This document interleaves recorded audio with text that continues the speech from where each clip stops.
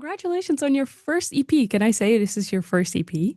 Yes, Yeah. yes. It's well, technically, I mean, it hasn't come out quite yet. So like Spotify's been having like this weird issue where it says it's an EP, but it's actually just a single for an upcoming EP. So it's more like a technical issue, but there's more songs coming. So Yes. officially the EP is not out just yet. Correct. Yes. Okay, okay. Great to have that clear. Was Jones's build around Rivet Gun, or did you already have an idea for an EP when you released Rivet Gun? I had just Rivet Gun as a single. And so with that momentum, it's sort of like, okay, I need to, make more songs that can sort of be cohesive as an EP together.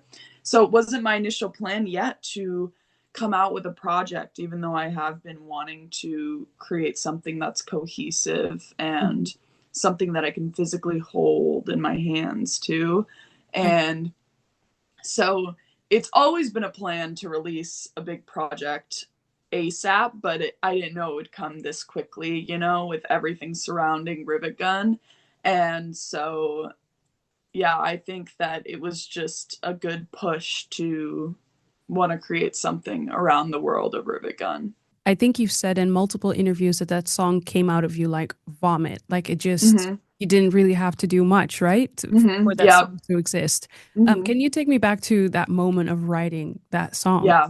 I loved the idea of like just a metaphor for a rivet gun. Hmm. And I would just write all of these bubbles surrounding it of different ways I can sort of incorporate this big metaphor of it all. Um, like two conjoined pieces and just like basically around codependence, but it doesn't really, for me, lyrics are, they can be as vague as I want them to be, and they can mean so many different things. And so when I was actually writing it, I was just really, I loved the lyrics that I had put down for it, which usually it takes me a while to love my lyrics. I have to move them around and change them and all these things, but I did it instantly. And then when it came to the verse, like Saley and Shield, I just like that one came out even more quickly. So it was like, that's what I mean by vomit. It just like it came out of me and it was so simple. And then when we were working on it in the studio, it was sort of like things just came together with this song that it was supposed to be like how it is released. Like I would never expect things to change that much, but if they do, it still has like a piece of me in it because I have made this like original demo of it and it's just coming to life. It also Mm-hmm. sounds like you approach making music, but please correct me if I'm wrong, but Mm-hmm. like you approach it in a more spiritual way. Your music, like letting it come to you instead of you chasing it, if that makes any Yes. sense. Yes, no, for sure. And I um I actually see, I think you have ML Book's album behind you, right? Correct. Yep. So I noticed that. So But I wait think one sec. I don't only have ML Book. I also have Twin Peaks because I know that you're into that. I yep. also have Prince, Purple Rain. Yep. And then I saw a picture on your Instagram that you had a McGee shirt on. So Mm-hmm.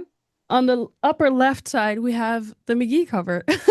Yes, no, like I these are people that like really inspire me and it all sort of just melds together in my inspiration. And so it's just like we can talk about that part later, but I'll answer your question now. When I approach it in a vague way, I think it's growing up in the way that my brain works, it has to come to me, otherwise I feel like I'm forcing it. Hmm. And then when I'm forcing it, that's when you get really frustrated.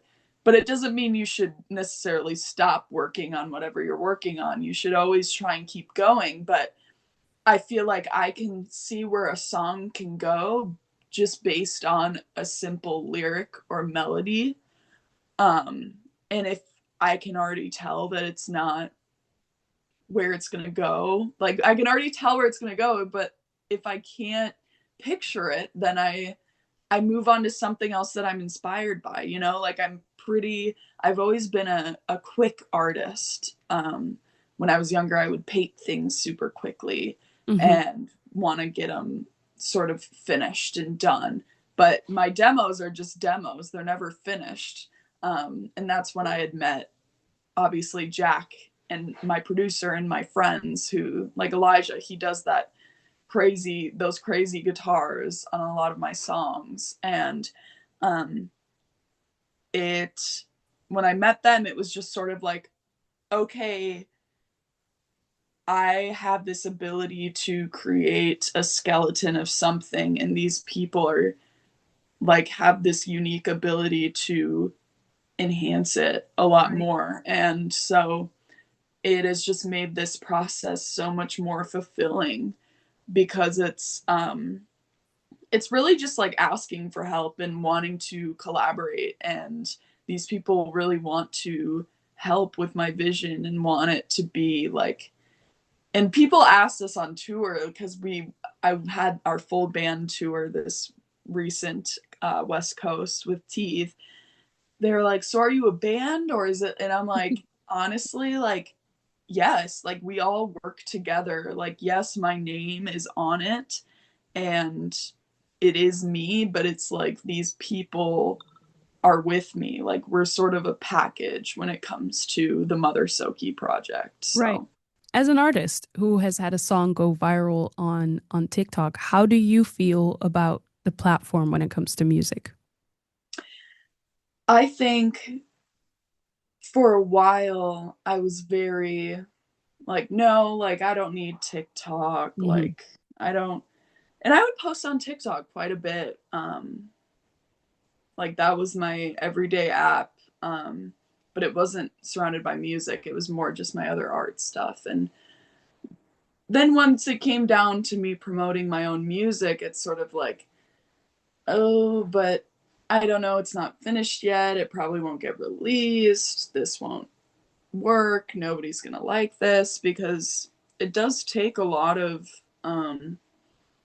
discipline to just post multiple times a day. But I feel like I always was in fear of like making myself feel like less of an artist because I was using TikTok, because it just feels so inauthentic at Hmm. times and Hmm. just not like, you know, a real artist. Like, artists out there usually don't use TikTok, Hmm. to promote their things, but that's because they've already made it. So it's things are so different nowadays, and it is so much more accessible and easy to gain a platform and people that like support you. So I think that it you might as well use these tools that you have, in order to, if there's even like two comments or one comment, it's like that's one person. And so at first, even when it was getting like over 1,000, I was just like, holy shit, like people like it. Like, Yeah.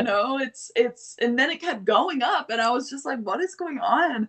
And then there's all this discourse in the comments, and it's just like, it's funny and fun to, read all these comments.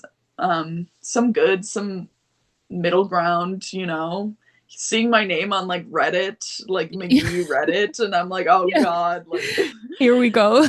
yeah, I'm like, oh God, like, they're like, who's that McGee girl? Like, Yeah. and I'm like, it's just, it's crazy how simple something can be and yet like cause such like a shake Yeah, yeah, in yeah. like So this foundation. So did that song seduce you into making more songs like it?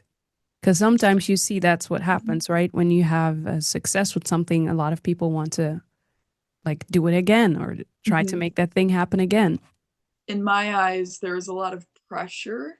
Mm. Like, I didn't go back to the like work on more music for probably at least like 3 4 weeks after that whole thing, because I was just busy and I was, there was just so much happening. Hmm. And when I did, I had this like huge amount of pressure to make something better and to make something like with this sort of like abrasive guitar like McGee. And even though I don't really see, like, I can see how and why people think that it sounds like McGee, but I don't know. I feel like I still, like, when I hear it, I'm just like, that's just my song, you know? Like, Hmm. I think it does have a different elements to it, but I had a lot of pressure. And I think once I released that pressure of making something that sounds like that, I Hmm. started to focus more on making something that makes you feel like that. So, Hmm. like, pretty nostalgic. Like, I really just love a nostalgic song where it's just like, God, this song just makes me feel like a kid. Like I'm telling Jack, and Jack's like, yeah, I just came up with this like arpeggiated synth that sounds like you're being a kid again, aka at the end of Joneses. It's just like the end of Joneses is my favorite part because it's so nostalgic for me. And so I think if I can have like a million fans from Rivet Gun, great. If I can then just have 1,000 fans even after I start I keep releasing music that I love and that sounds like me, that's even better. Like I don't want to just try and appeal to the masses because then I'm just going to end up, you know, not Hmm. feeling like I'm coming up with, interesting music Hmm. because then it's just then I'm just trying to copy myself and copy myself and then it's just like okay, what are we doing? Hmm. And so that's why I'm very proud that I'm able to be proud of music that doesn't sound like Rivet Gun. Um, and I think that there are still similar elements that maybe people hear them, maybe people don't, but If someone could only hear one of your songs to truly understand who you are as an artist, mm, which one would it be? wow, that's a good question. I think so far, either the last song Joneses or I mean Rivet Gun. I think Rivet Gun does still show who I am as an artist and how I can, you know, write things and making melody and it's I I think those two are my favorites. And Sliver too, but I Hmm. think that I don't know, there's something about Joneses for me that I just love. Yeah. So